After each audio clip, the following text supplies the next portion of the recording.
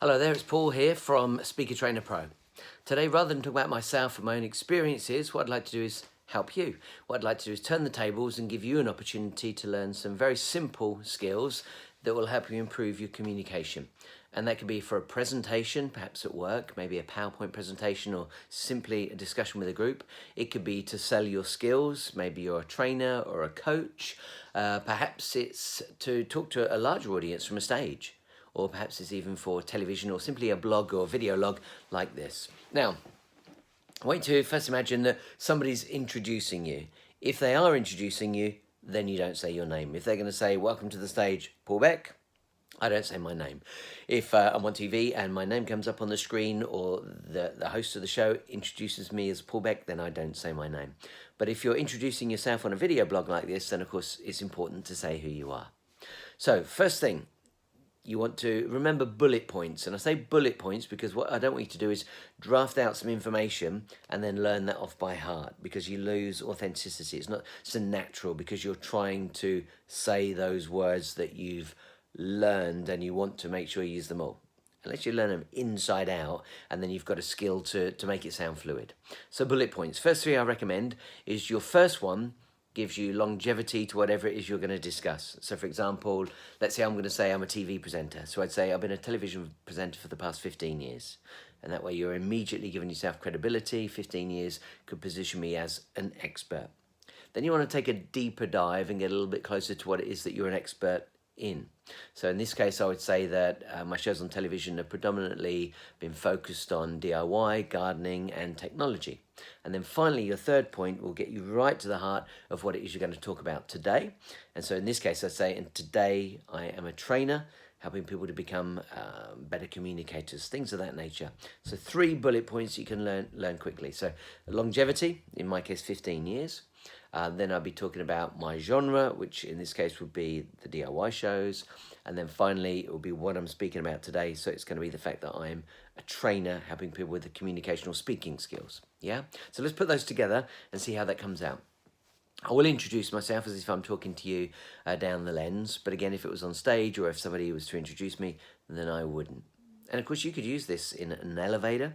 If someone says, tell me about yourself, you can quickly come out with these 3 bullet points. So it's worth doing no matter what your circumstances are, even if you don't think you're going to be a speaker.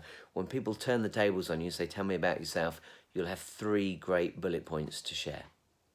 So my name is Paul Becque. I've been a professional television presenter for the past 15 years. Predominantly my shows are focused on DIY, gardening and technology, and today I'm a trainer helping other people with their communication skills and becoming presenters. Simple as that. Now, let's say we were on TV, for example. The next thing would be to tell us about the brand or to tell us about, let's say I have a coaching company called Engage with Success. I could take a deeper dive on that. But I'll use something generic, so I'll go for Apple iPhone, for example. So, in fact, I'll just do Apple. Apple as a company. So I know they began in, 1976? So again, giving it longevity, giving credibility to the brand. I could then go into something like they've sold so many units over the years. I'll keep it generic. I haven't done any research on it, so I'll talk about the fact that they were well known for their computers, but what really transformed the world would have been iPads, iPhones, things like that. Touchscreen technology, let's use that. And then finally, today we'll be talking about the iPhone 11. Yeah, does that make sense? So it's a broad stroke, a tighter stroke, and then finally the last one pinpoints what it is that we're going to be talking about today. So Apple began in 1976. They really came to the forefront of modern day technology because they introduced us to touchscreen technology. And today I'm going to be focused on the iPhone 11. So let's put those two together. And again, bear in mind that this will work for whatever it is that you want to do. So again, go for longevity, your time of, I think you could be a nurse, how long you've been working for the NHS, how long you've been working in a particular department, and what it is you're going to be speaking about today. Maybe that will be one of the particular skills that you deal with. If you was an estate agent, I've been into property for so many years. I now deal with whatever area of property it is that you do. Perhaps you're into serviced accommodation, perhaps you're into HMOs, perhaps you're into there's all sorts of property, commercial property, there's all sorts out there, isn't there? And today what I'll be talking about is, and so you're just defining it and defining it and defining it, yeah? So here's a quick intro to that. Hello there, my name is Paul Becque. I've been a television presenter for the past 15 years. The shows that I've worked on predominantly been in DIY technology and gardening. And today I'm a trainer helping other people to invest in themselves so that they can create their own career as a presenter or speaker of some sort. Now, Apple, big brand. I'm sure most people watching will know of Apple. Been around since 1976. They really came to the forefront of modern technology when they moved into the touchscreen business. In fact, these were the forefathers of touchscreen.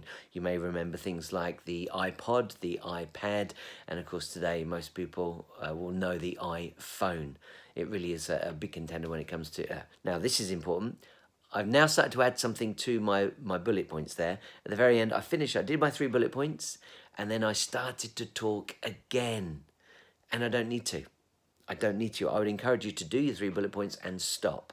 And so there at the very end, I finished, and I felt the need to say something else. That is a big mistake that many people do. So much easier to say, Apple have been around since 1976, well known for their computers. They became right to the forefront of modern, let's call it portable technology. What do they call it? Mobile technology, when they created the first mobile phone or smartphone with touchscreen technology. And today I'm going to be talking about the iPhone 11. So I hope that gives you some tips and pointers on how to construct your introduction to yourself and your brand. Again, if it wasn't a brand, you could be talking about your particular product. So let's say, for example, I was going to talk about Speaker Training Pro. I could say Speaker Training Pro has been around for 5 years. We've now taught 150,000 students, and today I'm going to be focused on specifically how to work with cameras. So this little simple system works with any introduction that you've got, whether it's on a smartphone, whether it's to real cameras in a television studio, whether it's to a live audience. The big difference is when you're talking to a camera, you want to look directly down the lens. So in this case, I have a tiny little what they call it, fluorescent dot beside the lens, because it's nothing more annoying when you forget where the lens is, and so somebody's talking now over here, or they're talking here and it's still not right. Well, actually the lens is right there. So always good to give yourself a little light. If you're in a TV studio, there's generally a little red light to remind you where that is or which camera it is that's on. And then if you're with a live audience, try to make eye contact with as many people as you can. Obviously, if it's a room of 6 people, you could do that. A room of 20 or 30 people, very good chance you can do that. But if you're talking to hundreds of people, thousands of people, then you can't do that. You can't actually see their eyes, perhaps in the front row, but then start to look and consider the people at the back as well, and just make them all feel drawn in. All right, look forward to seeing you next time. Bye.